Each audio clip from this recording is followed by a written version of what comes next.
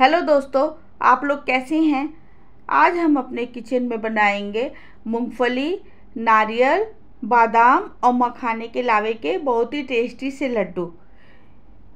Friends, ये इतने tasty Laddu हैं, आप इसकी रेसिपी अपने घर में ज़रूर से ट्राई कीजिएगा।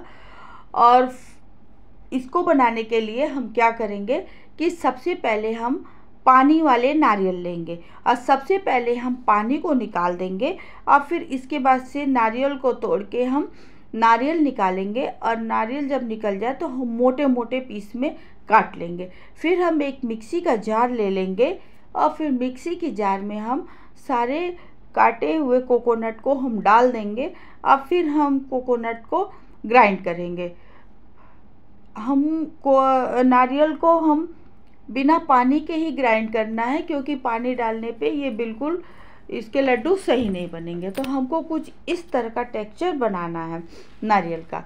फिर इसके बाद से थोड़ा सा मोटा मोटा ही रहेगा, बहुत ज़्यादा बारीक नहीं पाउडर बनाना है। फिर इसके बाद से हम क्या करेंगे कि हम 1 कटोरी के करीब मूंगफली ले लेंगे और फिर हम गैस ऑन करेंगे, पैन गरम करेंगे। अब फिर उसमें हम मूंगफली डाल देंगे रोस्ट करने के लिए। अब मूंगफली हमको बिल्कुल धीमी आंच पे भूननी है, क्योंकि मूंगफली अगर कच्चा रह गया तो बिल्कुल लड्डू में टेस्ट अच्छा नहीं आएगा। फिर हम गैस का फ्लेम स्लो कर देंगे और फिर हम भूनेंगे मूंगफली को हमको तब तक भूनना है जब तक कि मूंगफली में से खुशबू ना आने लगे। और फिर जब मूंगफली भून जाए तो हम एक प्लेट में मूंगफली को निकाल के रख देंगे ठंडा होने के लिए। फिर हम 1 कटोरी के करीब मखाना का लावा ले लेंगे और फिर उसी पैन में हम मखाने के लावे को भून लेंगे। और जब हमारी मूंगफली जब तक ठंडी हो जाए तब तक हम उसका छिलका निकाल लेंगे और फिर हम एक प्लेट में हम मूंगफली डाल देंगे और साथ ही साथ में हम मखाना का लावा डाल देंगे। और फिर उसके बाद से हम आधी कटोरी के करीब बादाम ले लेंगे। अब पैन में हम घी डालेंगे और हम बादाम को उसमें फ्राई कर लेंगे। बादाम हम इसलिए फ्राई कर रहे हैं कि इसमें लड्डू का टेस्ट काफ़ी अच्छा आएगा। फिर इसके बाद से जब बादाम फ्राई हो जाए तो हम बादाम को निकाल के मूंगफली के साथ रख सकते। फ्रेंड्स, आप इसमें कोई और ड्राई फ्रूट डालना चाहते हो तो आप यूज कर सकते हैं, पर मैंने बस बादाम ही डाला है। फिर हम इन सारे को एक मिक्सी की जार लेंगे और मिक्सी की जार में हम डाल देंगे, क्योंकि हमको इनका पाउडर बनाना है। फिर इसके बाद से हम 4-5 इलायची ले लेंगे और इसमें हम इलायची का पाउडर इलायची डाल देंगे, ताकि इलायची डालने से बहुत ही अच्छा फ्लेवर आएगा, तो इसलिए हम इलायची इसमें यूज कर रहे हैं। फिर जब हमारा अच्छे से पाउडर बन जाए, देखिए कितना अच्छा पाउडर बन के रेडी हुआ है, तो फिर हम इसको एक बड़े से बर्तन में हम इसको डाल के रख देंगे।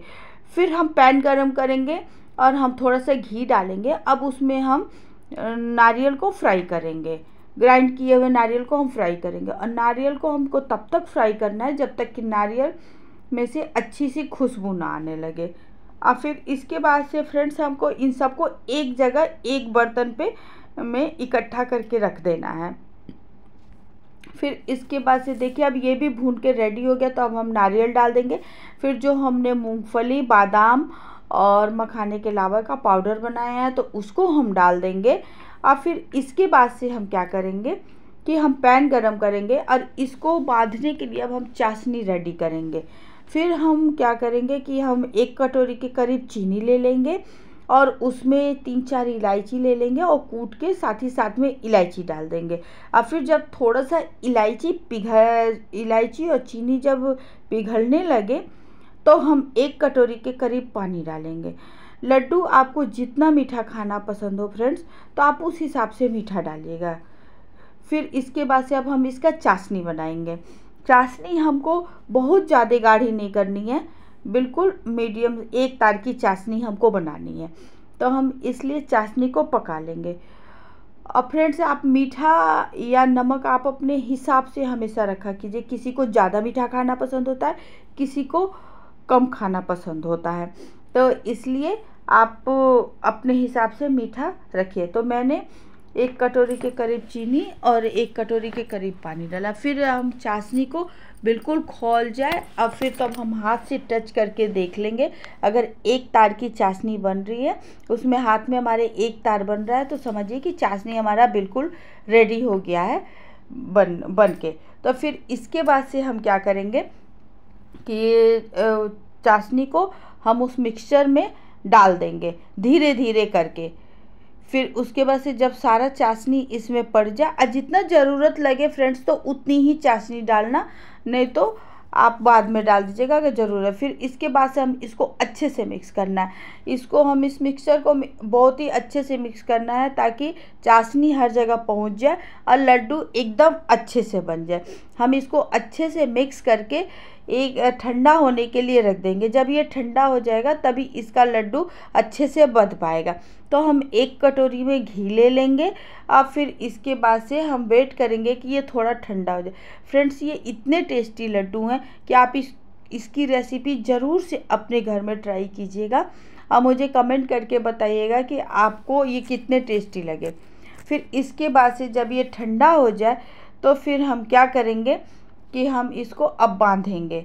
फिर इसके बाद से हम, और फ्रेंड्स ये लड्डू आप काफ़ी दिन के लिए स्टोर करके भी आप रख सकते हैं अपने फ्रिज में या नॉर्मल टेम्परेचर पे भी। तो फिर अब हमारे लड्डू ठंडे हो गए हैं, मिक्सर ठंडे हो गए हैं, तो अब हम इसको बांधने की तैयारी करेंगे। तो हम हाथ पे घी लगा लेंगे और थोड़े थोड़े मिक्सचर अपने हाथ पे ले लेंगे। और फिर इसके बाद से हम क्या करेंगे कि हम इसको गोल गोल राउंड में बना देंगे। जितने साइज़ की, जितने बड़े साइज़ के आप लड्डू रखना चाहते हो आप उस साइज़ का। मैंने मीडियम साइज़ का लड्डू बनाया। फिर एक एक करके हम सारे लड्डू बांध लेंगे। और फिर उसके बाद से हम क्या करेंगे कि जब सारे हमारे लड्डू बंध जाए तो फिर हम हाथ पे घी लगाएंगे। और फिर हम देखिए कितने टेस्टी लड्डू देखने में ही लग रहे हैं और खाने में भी उतने ही टेस्टी। और साथ ही साथ में फ्रेंड्स ये इतने हेल्दी हैं कि आप इसको बना के अपने बच्चों को ज़रूर से खिलाइएगा, उनको बहुत ही पसंद।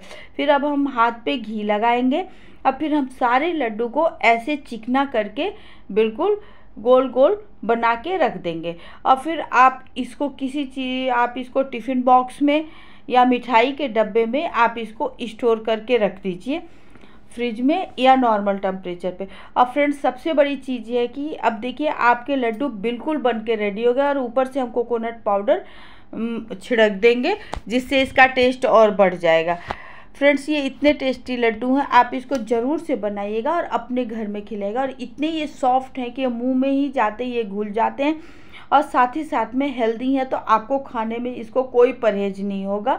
और आप इसको व्रत में भी बना के खा सकते हैं। अगर आपके कोई घर में फास्ट रहता है तो प्लीज़ ज़रूर से बना के उसको खिलाइएगा, अब पसंद आएगा। अब फ्रेंड्स मेरे चैनल को लाइक, सब्सक्राइब एंड शेयर करना ना भूलिएगा। अगर आपको ये रेसिपी पसंद आई हो तो ज़रूर से कमेंट करके बताइएगा। और फ्रेंड्स मैं